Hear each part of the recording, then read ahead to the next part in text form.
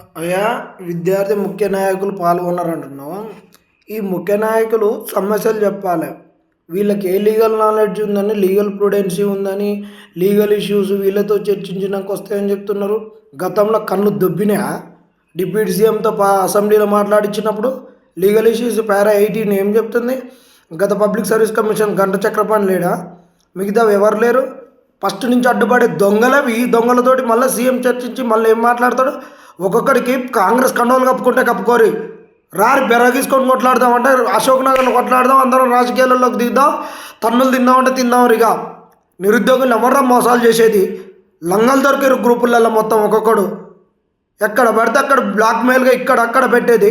కొట్లాడేదేమో మేము SC ST బీసీలో అందరం మేము కొట్లాడుతుంటే తీసుకొచ్చి ఒక రెడ్డి అమ్మాయికి అమరాగానే మీడియా మొత్తం వాళ్ళని చూపిస్తుంది. మెయిన్ స్ట్రీమ్ మీడియా కొట్లాడేది మమ్మల్ని తంతుంటే మమ్మల్ని ఇట్లా పైకెత్తుకుంటే అవి చూయించుకునేది మీరే.